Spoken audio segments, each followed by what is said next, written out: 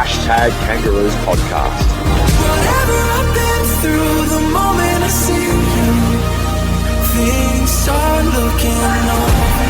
Welcome to another episode. My name is Dean Vassick. You'll find me on X at hashtag Kangas, Instagram, hashtag Kangaroos Podcast. Also on YouTube now. Just type in my name, Dean Vassick. You can watch the shows there as well.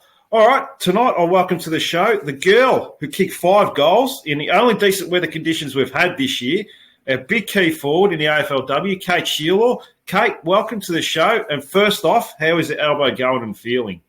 Thanks so much for having me, Dean. Elbow is a little bit sore at the moment, but it's only a couple of days post the game, and it'll be fine. Give it a week off, and then we'll be back with the footies next week. So hopefully, good to go against the Swans.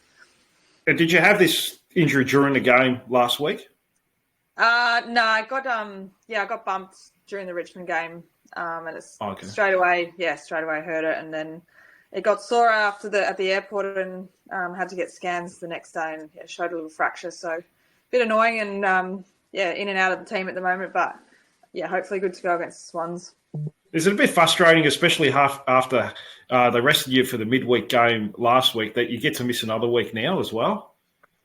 Yeah, I think just the getting continuous form, continuity. Felt like I was playing some decent footy, and then rested midweek, which I can understand, given the loads and all that. But I would have loved to have played the Carlton game as well, but obviously rested, and then come back against Richmond, and it's terrible conditions, so a bit frustrating to then miss this week. But it is what it is. Yeah, I mean, it's a real double whammy for you guys in the household there, because not only did you get injured, but Emma Kearney does her hamstring as well. How's she holding up? Yeah, it's a bit of a sad household. Initially, Monday was pretty grim here, but no, she'll be right. Bit flat, but we sort of got back into the club today. She's been helping out some other girls with some touch, people who are getting managed and that sort of thing. As long as she stays connected and involved, she'll be fine as she pushes through her milestones, week to week. And I guess what's her role going to be for the next few weeks? Is she going to be on the boundary line, almost as an assistant coach there, or has she talked about that at all, or is it still a bit fresh for her? There was some talk at the club today that she'll potentially be able to sit in the coach's box, so she will be another very valuable addition to our staff off field with her footy knowledge and how she sees the game. So she'll be able to help our backs particularly quite well off the field. She'll definitely add a lot there, I would have to think. So she would have to be a big fan of the 3 games in 8 days? Yeah, well, she loves playing footy, so she was a fan until the unfortunate injury. I think that's really soured her opinion of it. Hindsight's a wonderful thing, but I think she was a bit sore after the Carlton. No, who do we play after? Yeah, maybe the Carlton game. The Carlton game. And then just the travel and the torrential rain in Launceston probably, it all contributed. It all contributed to it, and it's unfortunate now, but there's not much you can do about it. Yeah, I guess it's just about rehab now and trying to get back for finals at the end of the day. I think the club have put a good 6-week plan. She went through it today with the staff, and they're pretty confident of it all going to plan. It'll be finals. She'll be primed, ready to go. So it'll be a nice little addition for us to have coming back into the team. Oh, definitely would be, yeah. Hopefully we can win that first final or just get that extra week off to the prelim. That would be ideal. But we'll worry about that later. Now, we have had 3 games in 8 days, 3 good wins as well for the club. Now, you played 2 of those games, but they weren't the best conditions, were they? I mean, those conditions against Port Adelaide in that third quarter, was that the worst you've ever played in? Yeah, I think so. It's funny because the first half was wet, and the ball was slippery, and we played really good footy. And so the talk about us not being able to play wet weather footy was we found it quite funny. Because the third quarter show me anyone who could play good footy in that weather. I'd love to see it. But definitely the third quarter I was freezing. The rain was coming in. It was almost like hail in the face. It was shocking for footy, and It was just good to get through the game with a win. Yeah, I mean, we did all the hard work early, but that wind was something brutal too, wasn't it? It wasn't just the ice-cold rain, which was freezing. I got caught in a little bit of it, but I felt for you girls. That wind was something else, wasn't it? Yeah, well, I remember being like, obviously we didn't see much of it in the forward line because the ball just was in the midfield for most of the third quarter. But every time we tried a long kick, it would sit up in the wind and almost go backwards. So it was very hard to read and very hard to do anything. Yeah, not much you could do about it. Was it the first time you actually wanted to go to the bench when you played football? Yeah, well, I my lips were blue and I was not well after the game. I was freezing. Obviously don't do very well in the cold weather, so yeah, I had a bit of PTSD on the weekend as well from that. Yeah, no, fair enough. But yeah, I mean, what is recovery like for you after games? I know the girls had 3 games, but you had 2 in the spaces of a week. What's recovery like? Is it ice baths, saunas? Anything different? I'm pretty, I guess at my age, got to look after myself pretty well. Yeah, probably go over the top. We've got a sauna at home, so I love the sauna. I'm more of a heat. I've noticed as I've got older, prefer the heat. So yeah, sauna for me, a lot of stretching and a lot going for a lot of walks, gentle walks with the dog and Carnes, obviously. That's about it, really. Besides, nutrition, hydration, and sleep's probably the key. Oh, it definitely is. It's just one of those portable saunas. It's a infrared sauna, so it's nice, pretty fancy. Which is I had to convince Carnes to get one maybe just over a year ago, and she uses it probably more than I do. So it's been a great investment. Yeah, no, it definitely is. I've got one at home, not an infrared one. I can't go as fancy as you girls. Maybe you girls are on the big money, so you can afford it. Oh, Cardi is anyway, so I don't know about you. Definitely not me. Yeah, but no, they do have value, that's for sure. I did love them during the middle of the winter, and I'm sure you girls did as well. So they definitely have their benefits, that's for sure. I certainly find it anyway. I would have loved to have jumped in one on the weekend and in the Port game. That would have helped a lot, I reckon. Yeah. Oh, yeah, it definitely would have. You probably would have been looking for it during the third quarter, that's for sure. But, yeah. I mean, did you think that 6 games in at Casey Fields, out of all places, has had the best weather to play footy in so far? I know we've had Brisbane, but it was quite hot as well. It's been a bit of a joke within the club, because Casey Fields, I remember Libby Birch gave us a bit of a tour to Casey and how the weather will unfold, the wind and the rain potentially, but we got very lucky and it was beautiful. And yeah, when we've had nice weather, we've actually been able to show how we can play, and hopefully we get some more days like that moving forward. Yeah, well, it's getting to spring, so you'd have to think the law of averages would say that we'll get some dry weather. But there is talk of rain on Saturday, but you're not playing, so don't worry about it. Let the girls worry about it. Maybe now I'm not playing, it won't rain, so. Possibly, but we'll see how we go. Now let's go back to that game, Casey Fields, because it's about you. Let's talk about, and you kicked a career-high 5 goals in that game. Was that one of the best games you've played, where you felt like it all just came together and you could do no wrong? I think you kicked a goal from the boundary line in the last quarter towards the end as well to get your 5th. Probably. I was probably more happy with the work I was able to do up the field, connecting. So my role often I probably don't hit the scoreboard as much potentially as maybe Talia Randall might historically, because I play a bit higher up the ground and connect the backs and the mids and the forwards a bit more, cover a bit more ground. But I think so I was able to do that as well as impact inside 50 as well. So I'm probably the fittest I've been for a long time, and I'm feeling pretty confident in how I'm moving. So I think, just being on the move and being able to outrun my opponent, I was probably able to do that for 4 quarters, which, I was pretty happy with.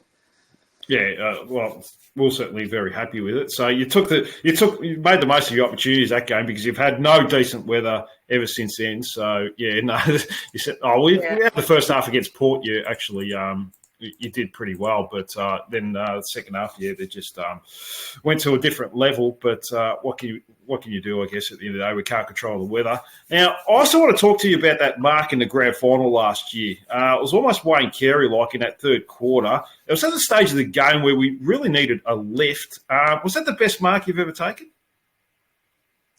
Oh, I'd say probably with the moment and the occasion, it probably would have been. I think being in front of the North crowd, that's one feeling I probably won't ever forget. The loud noise was just unbelievable. I guess I just see ball and it's my role to fly for it. So it ended up being a chest mark. So I'll take that. Well, so that's what Carey pried his game on in the 90s, running back with the pack. I mean, it's a courageous mark when you think about it because you don't know what's coming on the other side, do you? You're just watching the ball. Yeah. I think when people probably talk about tough players and they think like tackles and ground balls, which is definitely not my game, but I pride myself a bit more on having a bit more courage in the air. I'll fly for anything, and as long as I'm bringing the ball to ground and marking it, then that's my job. Yeah. No, definitely. Yeah, well, definitely. And you got the goal there too. And I think straight after we got a good centre clearance and we got a hold of the ball, which Elise Lycon kicked. But we'll talk about last quarter.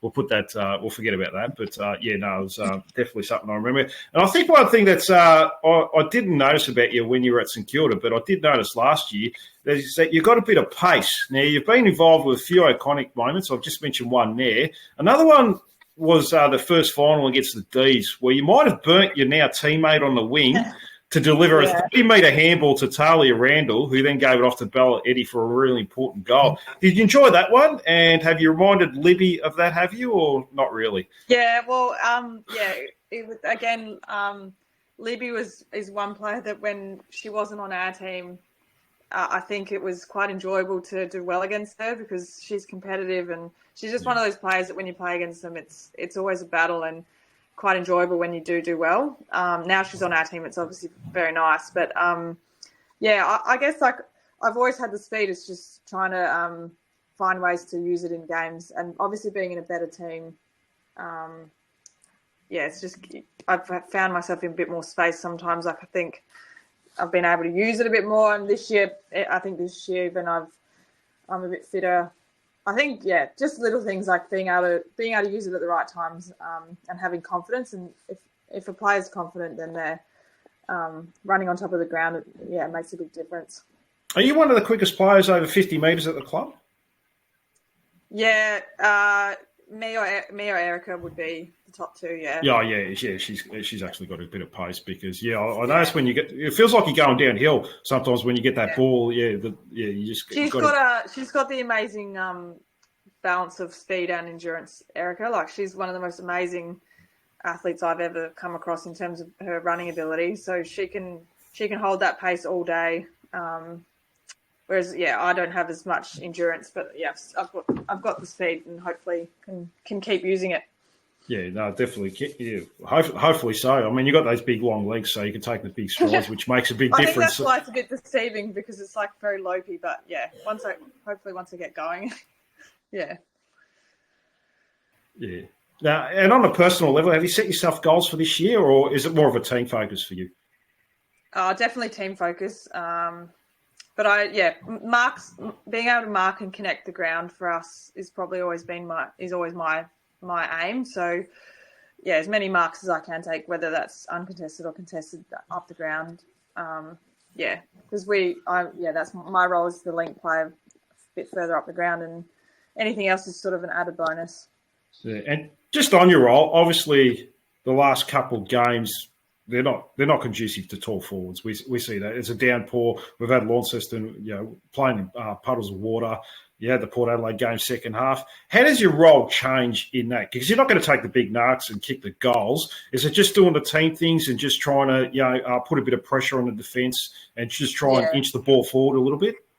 Yeah, pretty much compete for the ball aerially, bring the ball to ground for our smalls, and then anytime we get the ball, just get it forward, get as much metres as we can, and then the more forward half footy we can play, the better. So, I think we put Richmond under a fair bit of pressure in the last 3 quarters just by getting the ball surging it forward. And 3-9's not great, but I feel like we had control of the game for the last 3 quarters.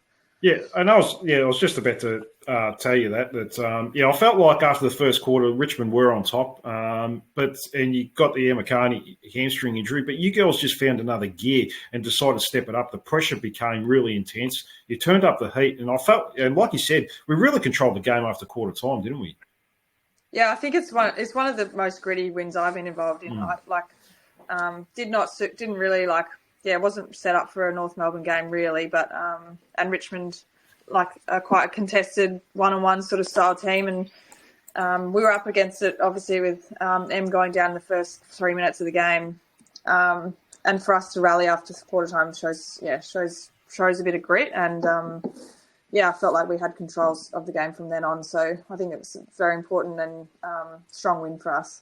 And what do you make of this media sort of saying, well, they can't play in heavy conditions? Like they're obviously gone at us against Port Adelaide. It was very different. That third quarter, there's a gale force wind blowing against us, and heavy rain. The ball's only going to one end. I think they only kicked a goal from a free kick. And the last quarter, it was still wet. Launceston, I felt like we competed really well first half. I thought Richmond did really well. But second half, when it did dry up a bit, we really looked a different class, didn't we? Yeah, I think we find it motivating. I think we showed in the first half against Port. I think we were 41-0, and it was wet. It wasn't dry. No. And then the third quarter, and from then on, it was not conditions for anyone to play decent footy. And that third quarter, the wind was blowing their way, and we kind of didn't get that in the last quarter. And I think with the condensed fixture, potentially foot off the pedal, I don't know, but potentially. And then Launceston, there's puddles all over the ground. So we're running with 5 kilo boots on, so we can't get that clean, fast ball movement that we're so slick with. So to find another way to win, I think, it's huge for our group, and hopefully we get some more dry days moving forward. Yeah, and what was the message from Crocker after the game, the Richmond game? Because it was in a balance pretty halfway through the last quarter. He must have been impressed with the resilience you all showed, like you talked about, to get a gritty win. I said at the time I thought it was our most impressive win for the year, only because of the 3 games in 8 days and the captain going down with a hamstring injury. What was the message from him? Yeah, similar. He was pretty happy, pretty proud. Just finding and showing different ways that we can play and win footy and adapting. Because I think the Geelong game, we learned a lot from that. As we struggled to adapt to the conditions and change our game style, we were still trying to play perfect footy that we played against Brisbane, and the conditions weren't conducive to that. So to be able to, the Port Adelaide game, and then even the Carlton game to an extent, but the Richmond game, to be able to adapt to the conditions and to be against it after quarter time, with them down as well. A rotation down after 3 games in 8 days. Huge win, and when Jazz kicked the goal, I just remember I was so happy and so ecstatic. It was one of those really, really important and gritty wins for us. Did your jaw drop when Jasmine Garner missed the shot from about 15 metres out? I couldn't believe it myself, because I didn't think she was capable of making a mistake, but apparently she can. She is human. Yeah, she showed she's human. I'm so glad she got another chance to redeem herself, because I've never seen that happen, and she was kicking herself. But she's the ultimate pro, and she carried us, put the team on her shoulders, and came through with the goods. Yeah, it is a bit tough with a slippery ball. The ball can, easily be misguided, and you can miss them. So I understand what she was trying to guide it, but I knew when she got that second opportunity, she wasn't going to miss that. So and you knew the game was on pretty much over as soon as she got that. So which is really good. Now you are a forward, and you have had a new addition in Vicky Waugh come across to that forward line. She did play 2 seasons ago before your time when you were at the Saints, but your first experience with her, she goes all right, doesn't she?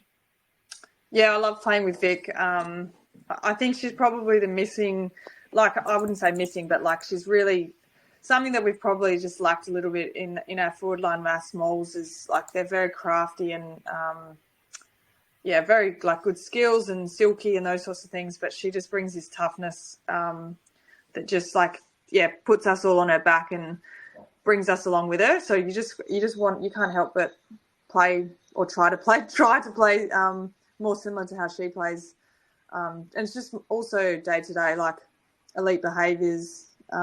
She's always looking for ways to get better, and it's another leader that we've got on the field who talks and helps others. And it's great to have her. And I missed playing with her last year, but I'm glad she's made the decision to come back.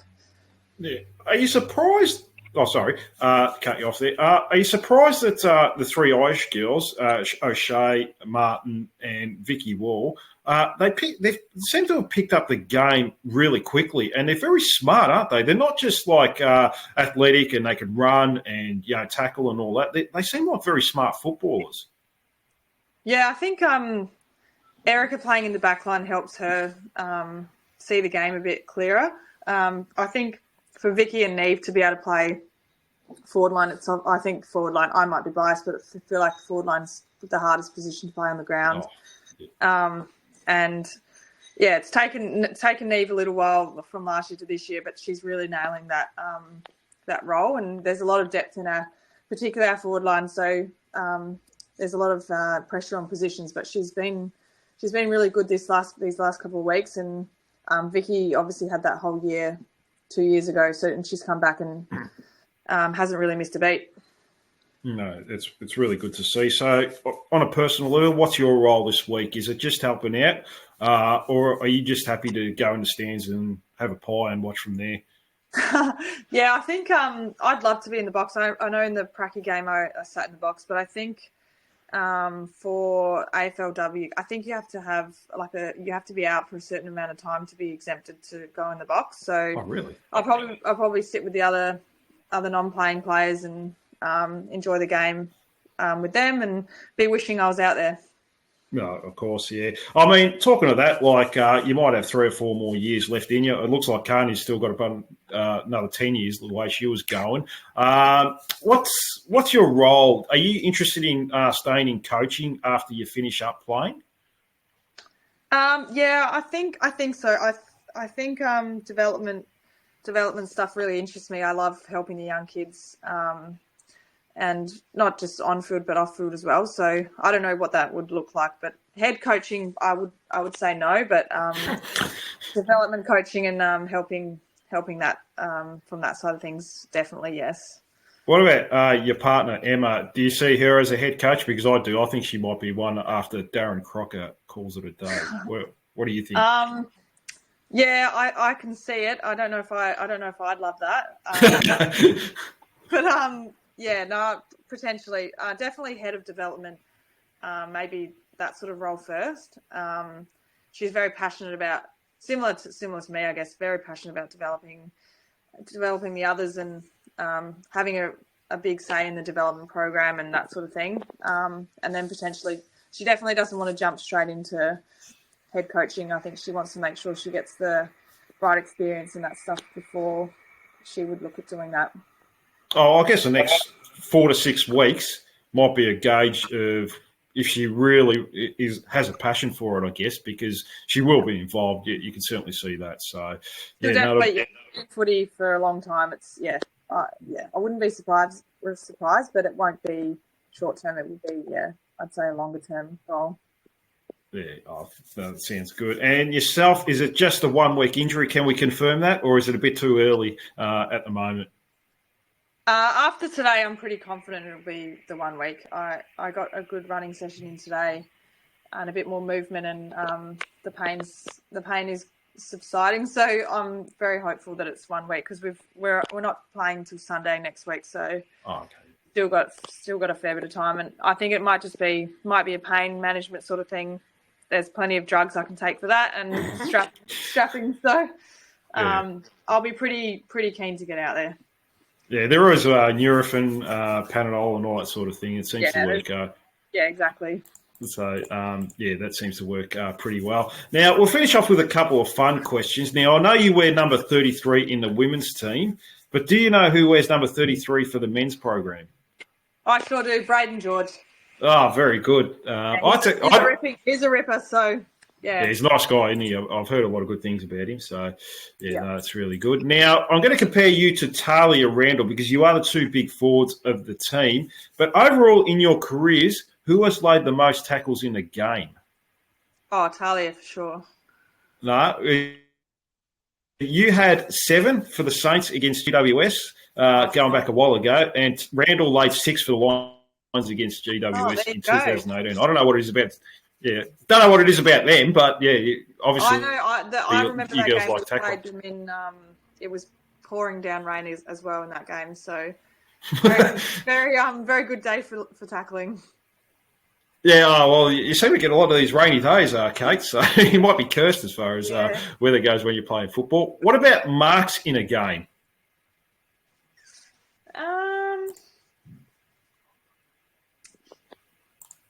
Maybe Tales when she played as a defender. No.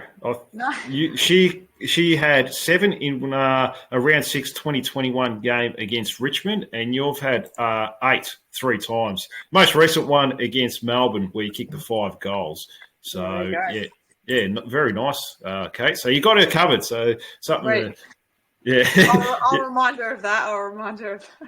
Yeah, no, that's it. Don't tell her I said anything. She's big. She's a tall unit. She's scary too. So yeah, she's quite handy to play with though, isn't she? Because she'll well crush the pack. So you just got to make sure you're not in the way, I guess. Yeah, that's right. Sometimes at training it's a bit scary. Yeah, you got a couple of scary ones. Her and Vicky Wall. Yeah, definitely get the bibs on. Get the same bibs as Vicky. Tales, and also I reckon Liz McGrath as well. Yeah, she's I don't know. She's probably got the record for the most games as an emergency. I don't know if you talk to her much, but how frustrating is it for these girls like Liz McGrath, Lucy Burke, who are on the fringes but just can't seem to get that opportunity, and they don't have a VFLW game to play beforehand where they can showcase their potential? I mean, is it a bit frustrating for these girls? Yeah, I really feel for them. Like I know Liz hasn't played a game of footy for I think 2 years. She played our pracky games, but a proper game of footy for I think it would be 2 seasons now. And particularly this condensed fixture, we have barely trained. So the girls who are playing games, it's all well and good because you're not training, but the girls who aren't playing, they're not playing games and they're not training. So they're doing running sessions and small skill sessions, but it's not the same. So it's really like when I was rested, you feel really disconnected from the group because you're not part of it. So it is really, really challenging. And I tip my hat to them. They keep rocking up, keep busting their ass and pushing everyone else to get better. And it's just a really shit part of footy. Yeah, and I feel I get frustrated because it's not coinciding with VFLW. Yeah, where it's not a reserves program like where all right, I'll keep my match fitness, I'll keep my form. I mean, it's just like you said, you're just rocking up to training and you're not playing football. It must be discouraging, but full credit to them. Obviously, they're showing a really good attitude, and I guess they're playing in I think because of the condensed fixture, they haven't been able to play in any scrimmage matches. But Saturday they're playing. In a game, 11 o'clock, I think. So before our game, not at Arden Street, but I think Carnes and I will go down and watch at least half of it just to give them, but it's because the coaches won't be able to be there either because they'll be preparing for our game. Of course. So it is very challenging, and hopefully, I think the AFL, from what I've sort of heard, moving forward, they're looking to align it, which will make a huge difference. Yeah, I don't know why they haven't, and it's. I don't know. This is just my personal opinion. I get a little bit frustrated. They seem to play more games than you girls. They do. They play 14, don't they, or something like that? Yeah, they do. Yeah. Yeah, and what do we get? 11, and we have to put 3 in 1 week to get there. So I don't want to go on a rant anyway. I did that on Monday. So we could talk about that. We could talk about that for all night if we wanted to. Definitely would be. So, I talked about it for about an hour and a half the other night with the girls, and we're all a bit frustrated. But, full credit to you girls. You keep rocking up each week. You all got a really good attitude. You don't complain. Maybe behind closed doors you do a little bit. Behind closed doors. Yep. Yeah, but that's all right. I mean, you just at the end of the day, you've got no control over it. You can only control what you can control. So, yeah, it is what it is at the end. And Kate, that's all I have for you, unless you want to add anything else. No, that's all from me. Thanks for having me. No, it's been a pleasure. Come down to Arden Street. Hopefully we get some half decent weather on the weekend. Yeah, no, I'll definitely be there on Saturday. I'm trying to get my other podcast guests to come along as well. They should be there, so we'll try and get a bit of a group together. Hopefully see another win. It's been a pleasure, Kate. Good to catch up with you. Done this a couple of times now with you. Good luck with the elbow. Hoping no more injuries for you for the rest of the season. And thanks so much for coming on. No worries. Thanks so much for having me. Go Roos.